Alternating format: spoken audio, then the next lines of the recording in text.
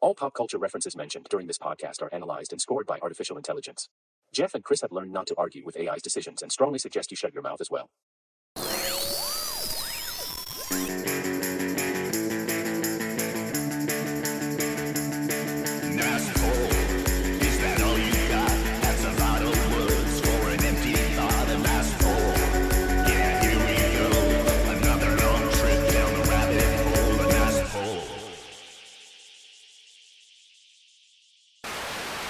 Jeff, so last week, that was a good dive into, I don't know, sort of the past poetry, musical prose of the 70s.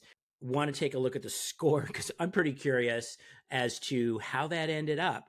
Yeah, definitely. And Chris, I have already looked at this. So just so you know, there's going to be a surprise here. And again, for those of you just joining us, this is the score from the last episode, right? Whenever we're done with an episode, we hand it over to AI and we let AI dig through it as it does. Now, normally it would take a real human being, an hour or so to dig through an hour's worth, maybe 3 hours, Chris. At least. Are you kidding me? Yeah, find every single poll, rate it, and have a little background on each one. Chris, just for fun, ask me how long it takes AI to scour the 45-minute episode and come up with this breakdown. Jeff, how long does it take AI to scour the 45-minute episode to come up with the scoring breakdown? Yeah, Chris, it was about 4 seconds.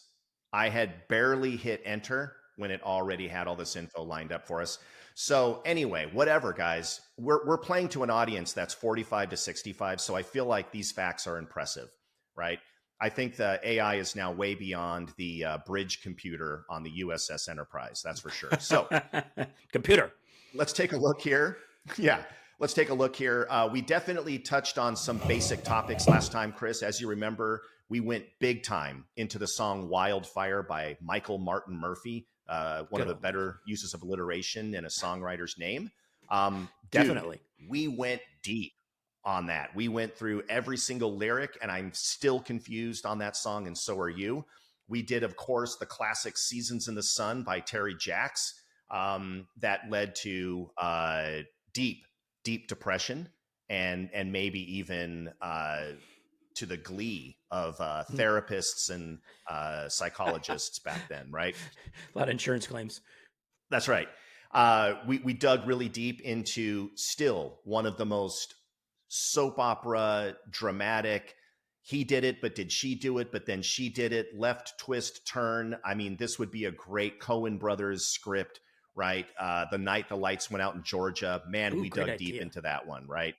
Mm-hmm. Yeah. And we found out a lot of things and still came away a little bit confused.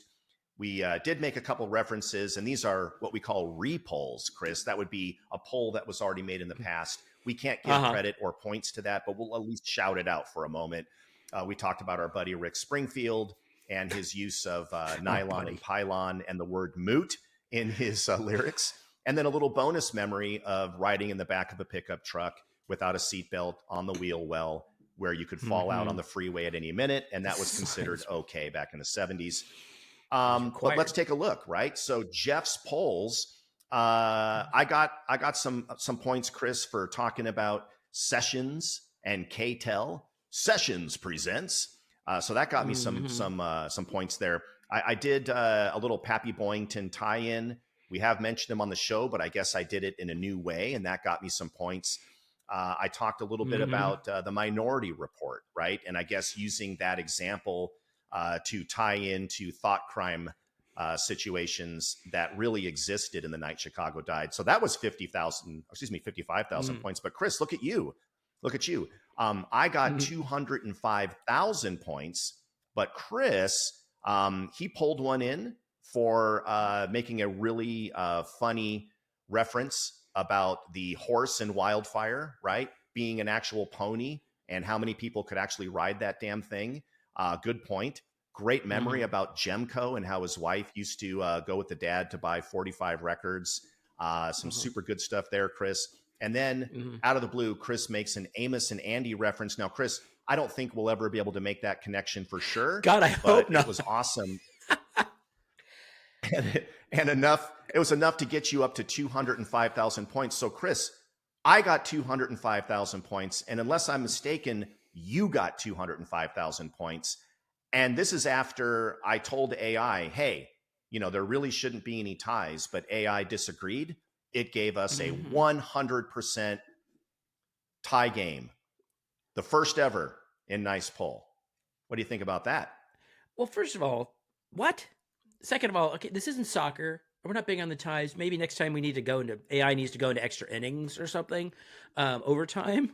But amazing. I think, especially when you look at the fact that this is a pretty big score, for the amount of polls. There wasn't like there were a ton of polls, but they were all, I guess, weighted pretty heavily. But no, to come up with 205,000 exactly. Congratulations, I guess. I'll get you next time. But yeah. Well, amazing. I will say, Chris, if the next time around it's also a tie, then I'll know that something is broken. But maybe we really did just experience the equivalent of winning the lottery there. So right. Let's just take it as a tie. Equally obscure references, so good for us. All right, what the heck? So, Chris, what do we have on the plate for today? Well, first off, like I said, we had, I think last week was just kind of fun and goofy and kind of flowed, and we got some pretty good responses because we actually had a text message from a good friend of ours thinking, oh my God, they're going to talk about wildfire for the entire episode, and we didn't. But we got pretty close. We came close. But again, we came really close. And we could have gone that way. Maybe under the older format when we went a little bit longer would have happened. But that how could we exclude Terry Jacks? So we could, but we also got a response that we weren't really expecting. So bit of a surprise. And and I think to our audience should be a familiar, maybe not as quite a familiar face, but definitely familiar name and voice. And let's see what they had to say at their own contributions to last week's episode. Hey, Jeff. Hey, Chris. And everyone listening to Nice Poll Podcast. Here's a question that I will ask and also answer. What silly or overly dramatic song left an impression on you that still triggers a memory to this very day? All right, here we go. Number one for me is, of course, the Partridge Family's only number one hit, I Think I Love You. But I'm not just saying this because I used to be on the Partridge Family, and by the way, the best looking one if you ask me. I'm saying this because it was a really overly dramatic song. I mean, I'm sleeping and right in the middle of a good dream when all of a sudden I wake up from something that keeps knocking at my brain. Before I go insane, I hold that pillow to my head and scream out the words I dread, I think I love you. Overly dramatic or what? Also, Carl Douglas, 1974, Kung Fu Fight. Everybody was, I'm insisting on singing on this one. It's so cool. Everybody was Kung Fu fighting.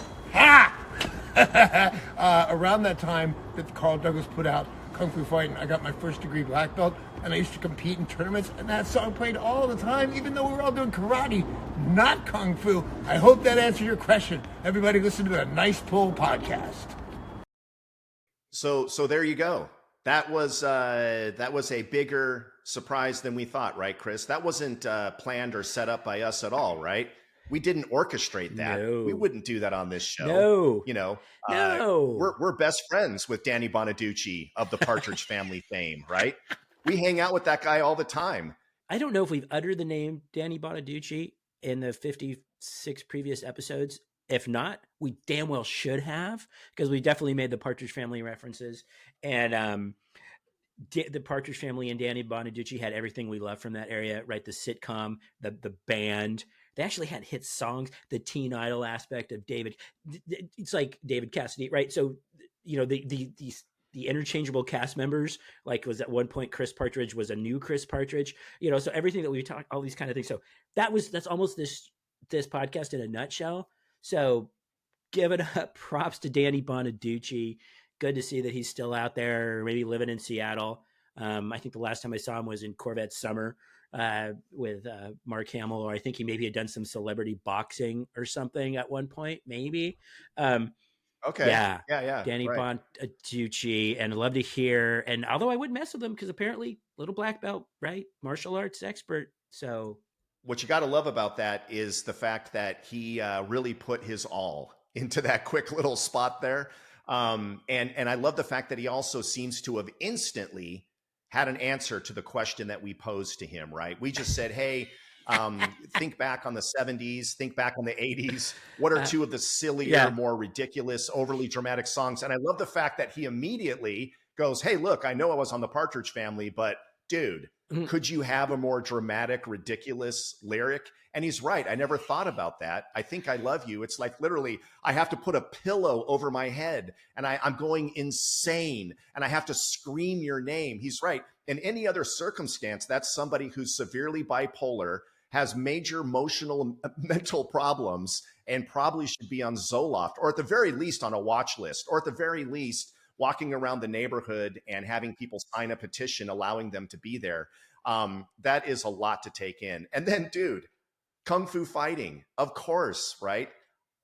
Another right. song where it's not, Chris, would you agree with me though that Kung Fu Fighting is not an elaborate story? There is no No, intricate weaving, right, of a right, storyline in that song. It's basically they were kung fu fighting, and I think it was a little right, bit frightening, right, Chris? Am I not mistaken? right. They were all as fast Yeah. as lightning, right? They were all as fast as lightning.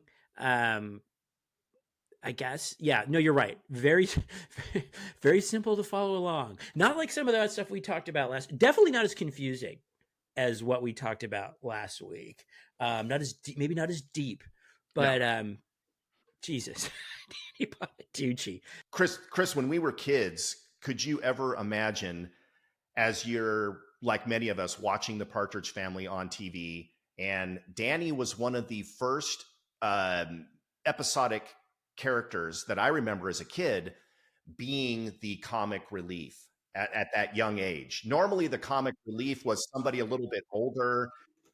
Right. He was the wise ass younger brother, and we could all relate to that, right? He was just, always cracking jokes, and he was kind of my hero at the time because you're like, oh man, this kid is hilarious, right?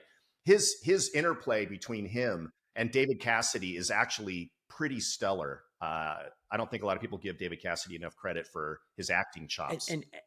and going back and forth with Ruben Kincaid, right, their manager, there was like the little interplay there and stuff like that. And I think, and maybe, just maybe, and he wasn't, of all the Partridge Family, he was the one that maybe wasn't as photogenic, right? So all the other kids were real, blue eyed, and Danny would probably admit this. So he had to have something else going for him, right? He had the good lines and the quick banter because Danny would probably, like I said, he looked like he was the adopted member of the Partridge Family, or maybe I don't know, maybe the result of a one night stand that Shirley had somewhere. I don't know. I shouldn't say that about Shirley Partridge. I don't want to be too on the nose here, but he did look like the redheaded stepchild. And we never knew what happened to the Partridge Family dad, right? Much like Carol Brady's dad. Was that ever addressed? What happened to the Partridge Family dad? Where'd they get that bus? Who painted the bus? We've been over this, right? We don't know. Right. Well, no. Right. There's an episode. I think it's the very first pilot episode where they all paint the bus together. So they painted it. The family painted it. Yeah. But of course, Chris, in the montage, it's awesome because that thing is perfectly painted with perfect straight lines, and it's actually based on an artist at the time.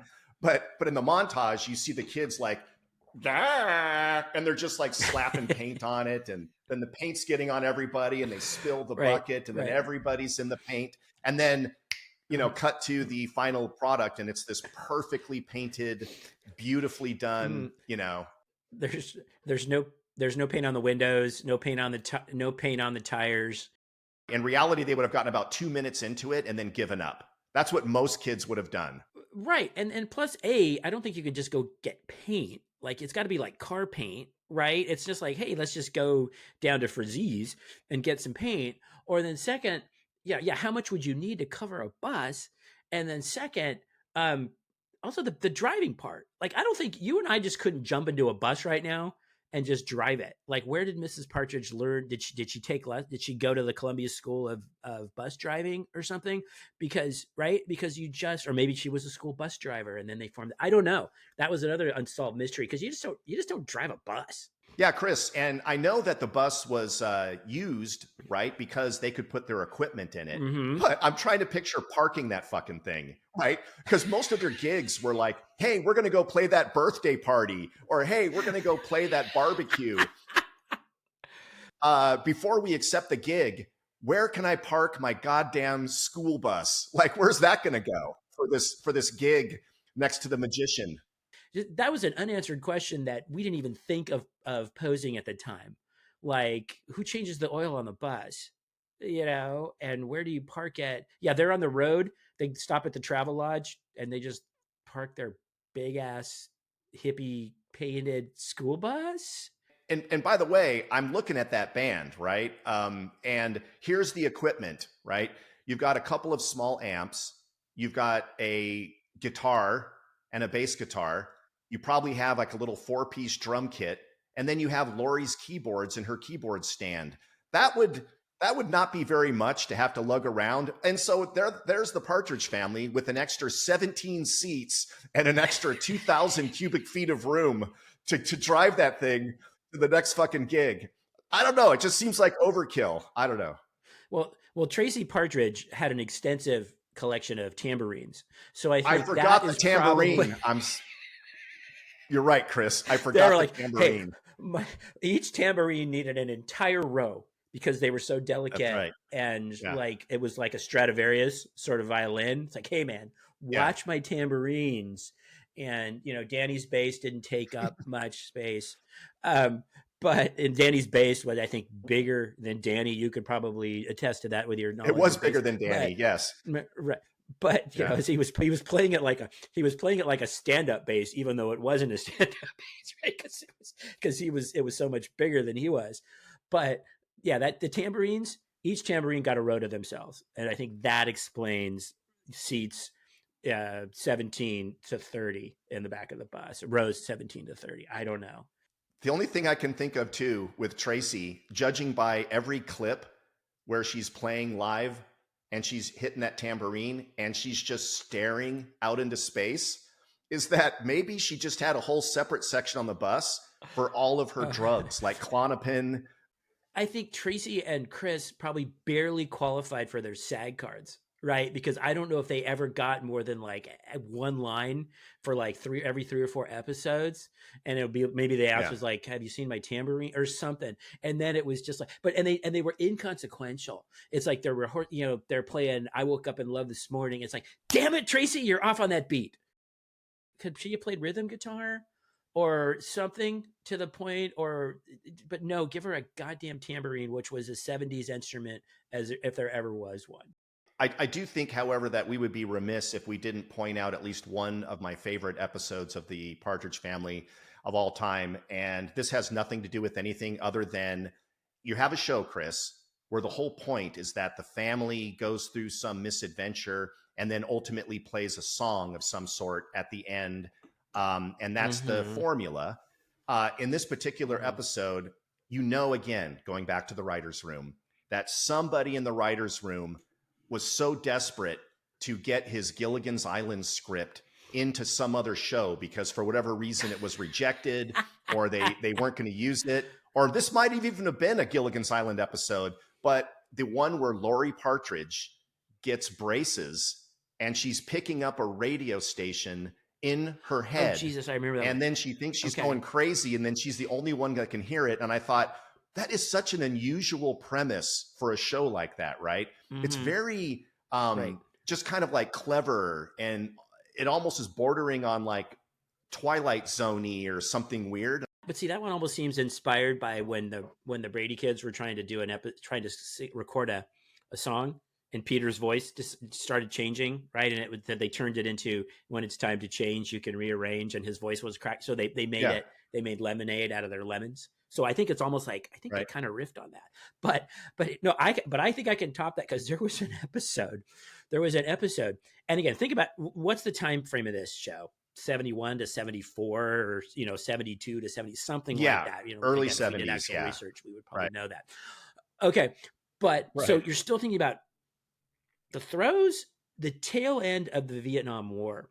Okay, so what did they have an episode around where not Keith, but Danny got a draft notice, okay, to and it was Oh, well, wow. this is obviously a mistake because Danny was like 12 or 13, but they still had him go well, you gotta go, until we get this sorted out, because so he still had to go report to get a draft physical.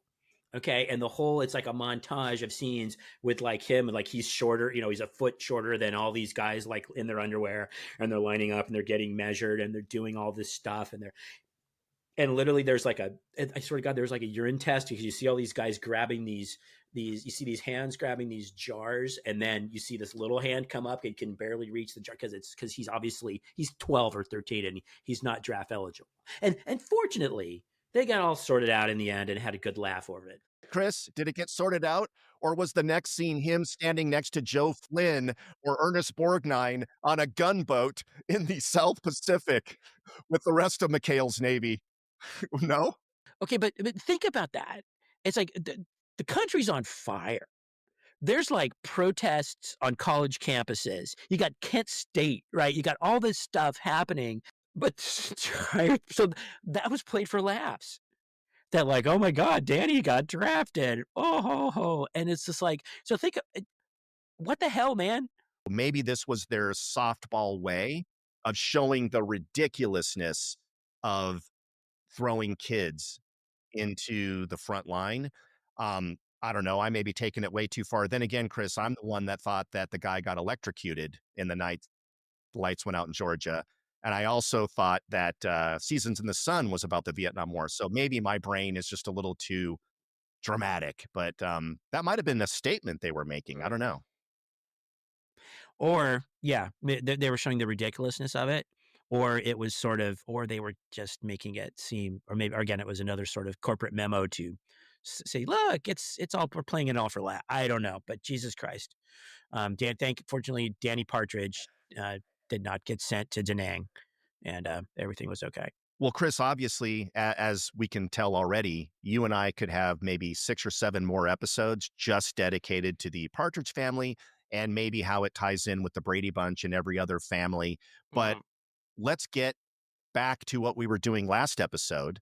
I know that we have a bunch more songs lined up. And again, all of these songs have elaborate stories, and the lyrics go into way more detail than you would normally hear, again, in a 2.5-minute pop song. And I know you have a very famous earworm song lined up. So I'm going to hand it over to you. You be our tour guide, Chris. What song are we going to take apart now? Well, it's funny because technically, I guess the song is called Escape, but most people know parenthetically the song as the Piña Colada Song. Okay. And to be really honest, it's I think this one has been used probably in ads. I did definitely, I think Wildfire or Seasons in the Sun probably not going to sell your soda or your, or your shampoo. I'm going to share a little bit, and we can kind of dive in, and then we can sort of just let everybody those playing at home can follow along. And because Jeff, I was tired of my lady. We'd been together too long, and like a worn out recording of our favorite song. Okay. So while she lay there sleeping, I read the paper in bed, and in the personal columns, there was this letter I read. If you like pina coladas and getting caught in the rain, if you're not into yoga, if you have half a brain, if you like making love at midnight in the dunes on the Cape, then I'm the love that you're looked for. Write to me and escape. I'm already angry because I hate this song, but continue, Chris. Think about, I was tired of my lady as the opening line of the song. Okay. It's just That's clear. What are we setting the stage for? And they'd been together too long, and it was like a worn out recording. Really, like this one would prove to be over time.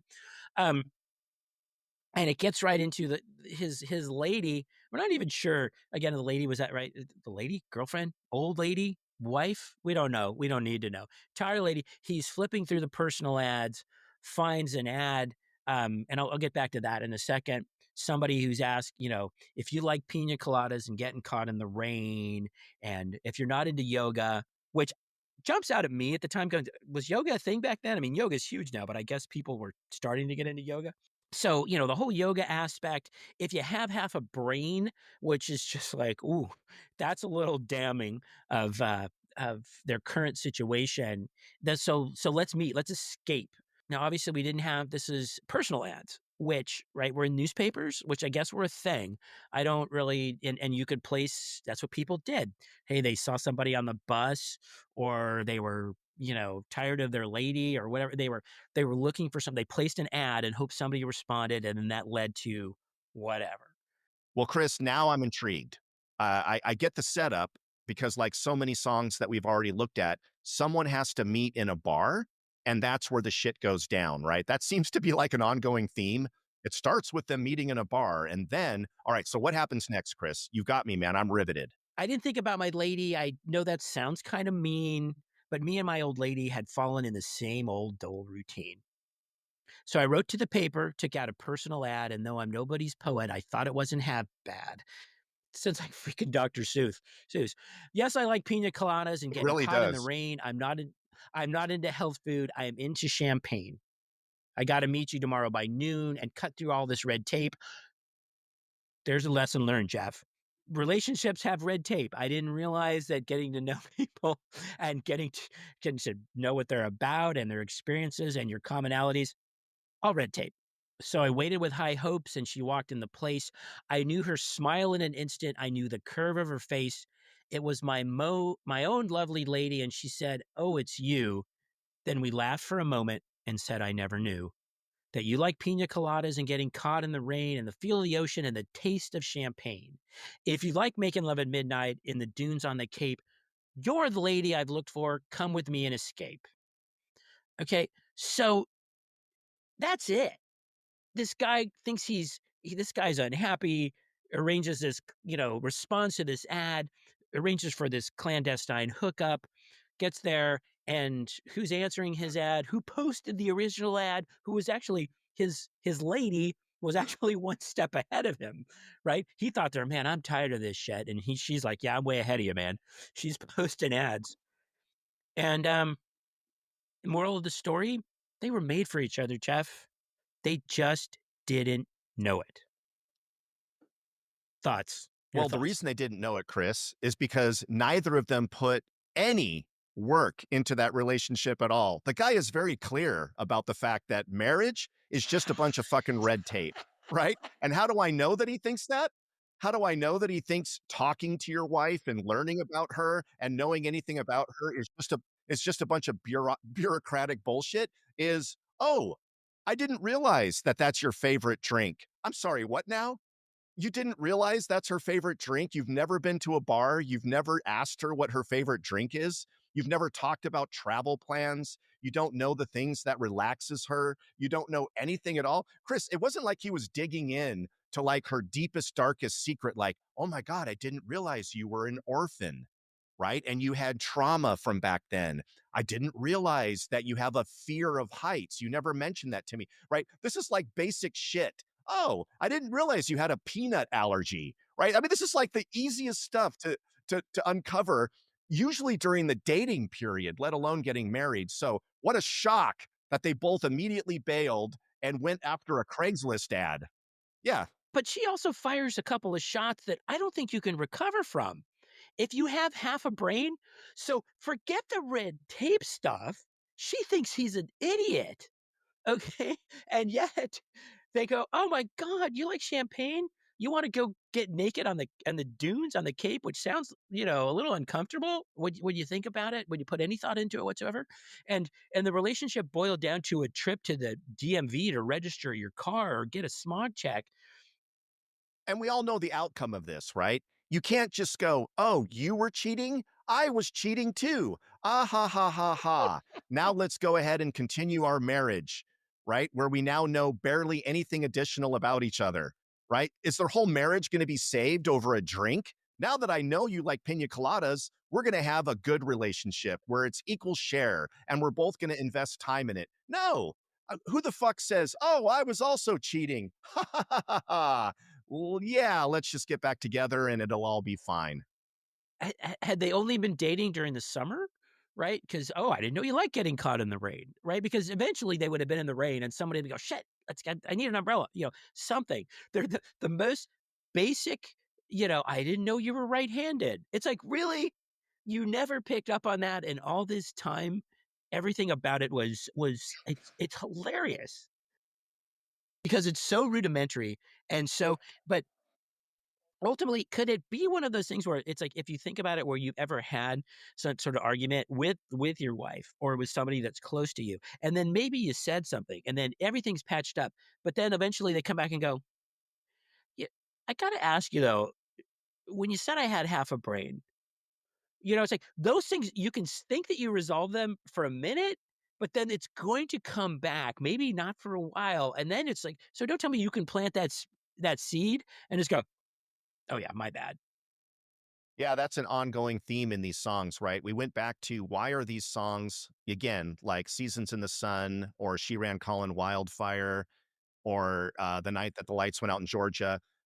If you really listen to the lyrics, you're going to learn enough to go, oh God, oh man, ooh, Jesus, what the hell? But it's the hooky chorus and it's the melody, right? That song is really mostly popular because if you like pina colada, it's the dun dun dun dun dun. That's why people love the song, right? And I would love to follow their next date where they go to the dunes and make love in the sand because I guarantee it's not going to be what they thought it was. It's going to totally suck and they're going to be looking at every other person at that resort and having more affairs, right? Because if the only thing you can bond on is a totally shitty, sugary drink, right, and getting drunk, I don't know how good of a relationship that really was, Chris. Maybe you don't have much going on here. It's a really shaky foundation to build your relationship on, right? And I think maybe, but again, it's so bouncy and so fun, and I think you have to like, and maybe you're thinking is like, well, there's someone, if you're unhappy, and there's someone for everyone out there, and I'm thinking, because it's literally what it's literally the last 40-50 seconds of the song where you get the kicker with it was his own lady. I don't think people are paying attention by then. I think people are checked out, and it's like they're picturing drinking, having this, "Oh my god, I found my soulmate," and we're drinking piña coladas, and they not even realizing that, "Oh, wait a second. Did you catch that last part? Did you catch that last part of, okay, there's a kicker there. There's the twist ending, right? There's Bruce Willis was dead all along, kind of throwing that into that sense. Soylent Green is made of people. There's that something that comes out to the point of, oh shit, I didn't see that coming. And so I swear to God, people don't know what that song's about. Or most people at the time did not know what that song's about. And I think, yes, I do have a take on what the real song is. Are you ready? Here you go. This is just my 2 cents, hit me. guys. I'm ready. And I don't think I'm being crazy or overly dramatic. The reason it's called The Escape is because he's actually in prison this entire time. All right. Now, hear me out. He's an alcoholic. That has been established, right? He loves pina coladas and all that stuff. Okay.